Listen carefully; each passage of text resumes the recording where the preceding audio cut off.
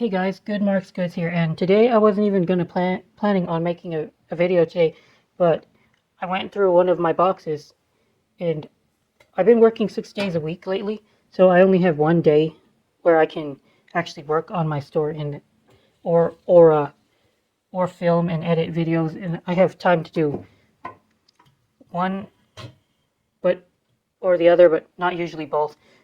But yeah, I went through this little box. I paid about $28 shipped. And once again, Goodwill, and this is in the theme of mine, I'm just gonna end up. I've got to start like having a message on speed dial or copy and paste it.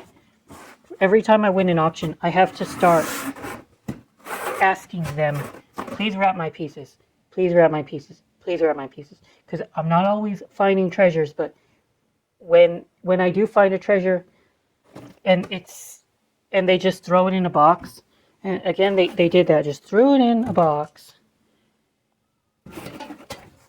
it's enough to give me a heart attack, because I might store scrap like this, not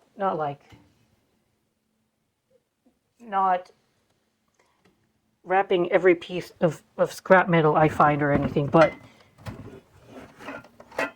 and when I do that, I'm careful not to damage the contents, but this is just, it's insanity.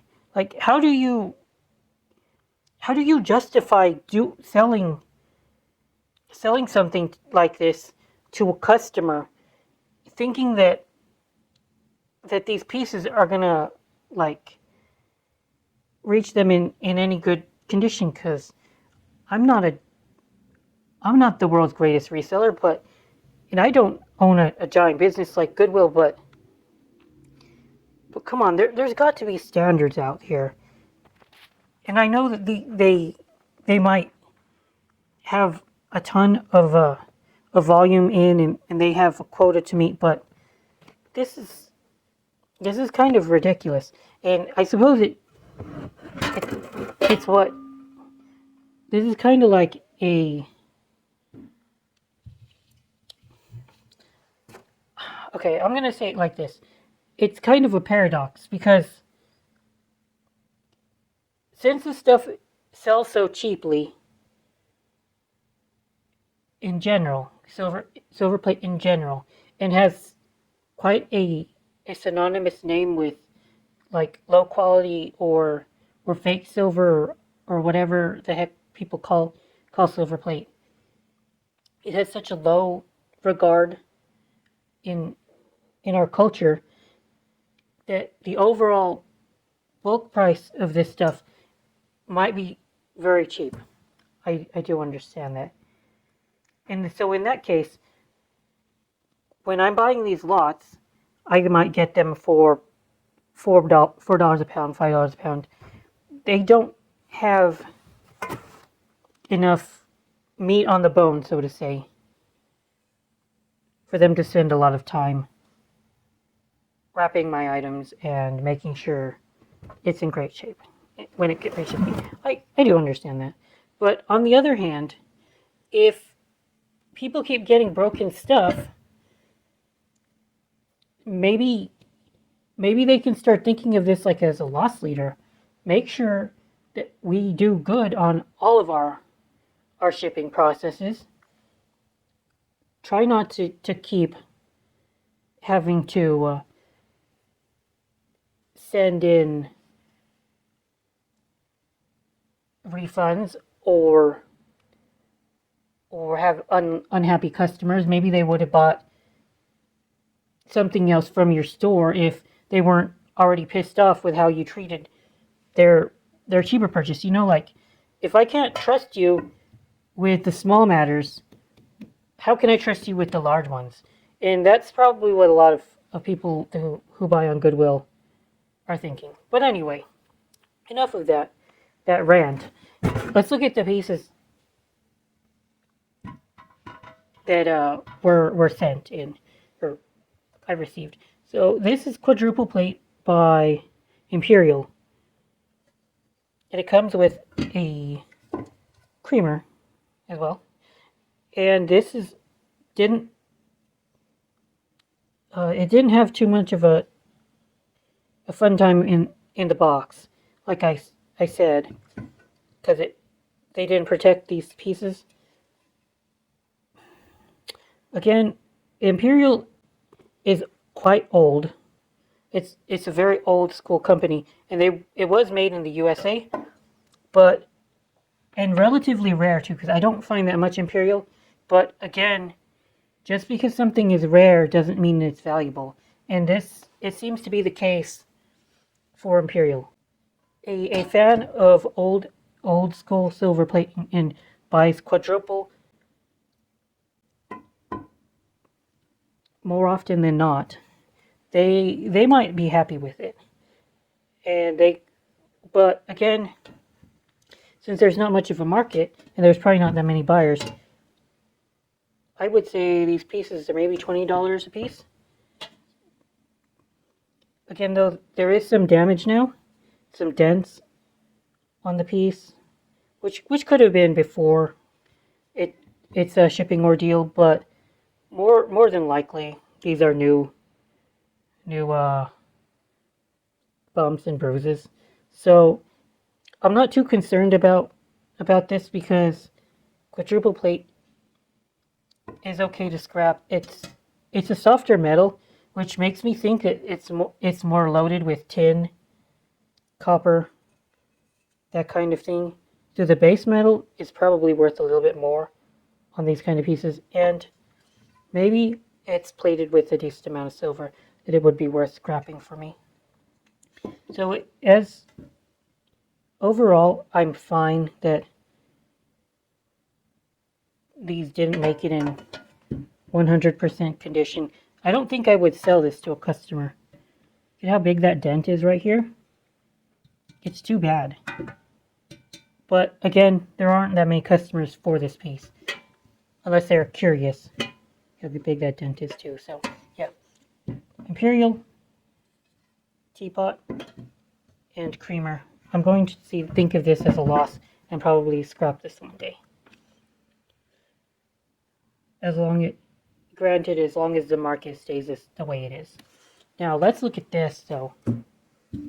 This Reed and Barton piece made it in what I think is in wonderful shape. Good thing there's a small dent right here, but I think that's a bit of a small imperfection. Maybe it was even a little bit of bubble wrap would have been enough to keep things like this piece digging into the bottom, making a small dent. But again, that's okay. It's not that big of an imperfection. I'll deal with it. But it's quite a gorgeous piece. And I wish that I could... Oh, it's a 7.5 pints. What an interesting way to measure something. 7.5 pints. That would be the fluid volume, of course. And I'm curious about whether or not this piece has an actual design name, or if it's just the one-off by these guys. But yeah, very pretty. And as far as value, I would assume that it's worth at least $30, $50 to the right buyer. Reed and Barton is collectible. Teapots don't sell every day, and they sit around, but eventually they do find an interested buyer. This one being in a good enough shape, just make sure that they understand that damage is there. I should make out okay on this one. The box is good as well. But let's look at that other last one. I hit Christofle again. It was hard to find the name. I was looking at the bottom and I couldn't find anything. Like, what the heck is this? And again, this is a very, very hardy piece. But look at the dent there. I don't know if it happened during shipping. It could have.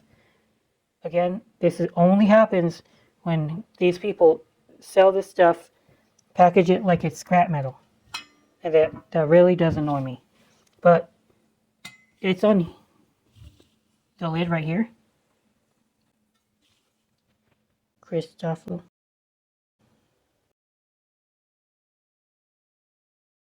Hard to see this hallmark because of how stinking tarnished this piece is, but yep, it's Christofle. And again, if you find Christofle, you've got a good day. So I gotta say this was a pretty good day. As far as value, I don't know yet. I'd have to look it up. I have to understand what the market is. Hopefully there's a a comparative auction to look up. Unfortunately, and this is when condition is everything, this little dent, it shouldn't hurt the value that much, but you might want to like mark out 15% off of the piece. If you wanted 500 for, best to ask for only 430 or something. Just my opinion, because at least if they want to spend a little bit to repair the piece, they're not too pissed off because you gave them a bit of a deal. But yeah, this is such a beautiful piece, and I don't know how to market it yet. Alright guys, hope you've enjoyed this video.